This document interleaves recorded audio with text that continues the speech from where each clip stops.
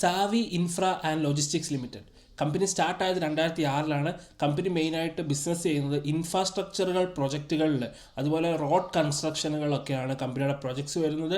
അതുപോലെ തന്നെ കമ്പനിക്ക് വലിയ വലിയ ഡിമോളിഷൻസ്, അതായത് വലിയ കെട്ടിടങ്ങളുടെ ഡിമോളിഷ് ചെയ്യുക അല്ലെങ്കിൽ പൊളിക്കുക എന്നുള്ള ഒരു പ്രോസസ്സുകൾ, അതുപോലെ ഓൾറെഡി നടന്ന ഒരു പ്രൊജക്റ്റുകളെ ഡിസ്മാൻഡിൽ ചെയ്യുക. ഫോർ എക്സാമ്പിൾ വലിയ വലിയ ബ്രിഡ്ജുകൾ, സോ ഇങ്ങനെയുള്ള പ്രൊജക്റ്റുകളും കമ്പനി ഏറ്റെടുക്കുന്നുണ്ട്. കമ്പനിക്ക് സ്വന്തമായിട്ട് ട്രക്കുകളും ഡ്രൈവർമാരും ഉണ്ട്. സോ അത് അവരും വിട്ടുകൊടുക്കാറുണ്ട് ഓരോ പ്രൊജക്റ്റിൻ്റെ സമയത്തിന് വേണ്ടിയിട്ട്, അതും അവൈലബിൾ ആയിട്ടുണ്ട്. പിന്നെ വലിയ വലിയ റോക്ക് ബ്രേക്കേഴ്സ്, അതായത് വലിയ വലിയ പാറകൾ പൊട്ടിക്കുന്ന മെഷീനുകൾ കമ്പനിക്ക് സ്വന്തമായിട്ടുണ്ട്.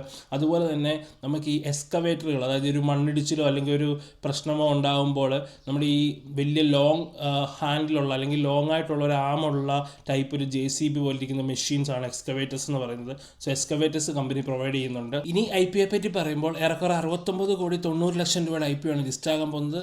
IPO ഓപ്പൺ ആകുന്നത് ജൂലൈ 21 ക്ലോസ് ആകുന്നത് ജൂലൈ 23 അലോട്ട്മെൻറ്റ് വരുന്നത് ജൂലൈ 24 ഇനി പ്രൈസ് ബാൻഡ് എന്ന് പറയുമ്പം 114 120 ഇടയ്ക്കാണ് കമ്പനിയുടെ പ്രൈസ് ബാൻഡ് വരുന്നത്. 1200 ഷെയറുകളുടെ ഒരു ലോട്ടായിട്ടായിരിക്കും അവൈലബിൾ ആകുന്നത്.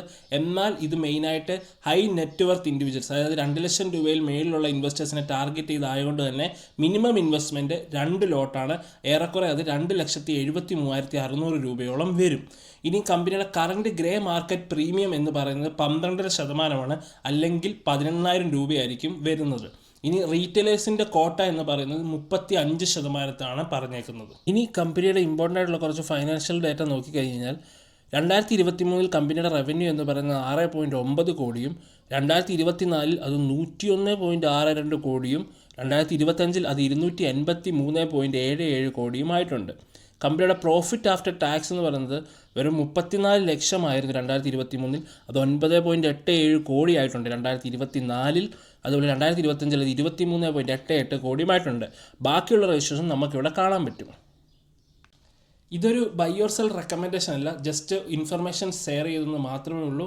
എപ്പോഴും പഠിച്ചതിന് ശേഷം മാത്രം ഇൻവെസ്റ്റ് ചെയ്യുക. താങ്ക്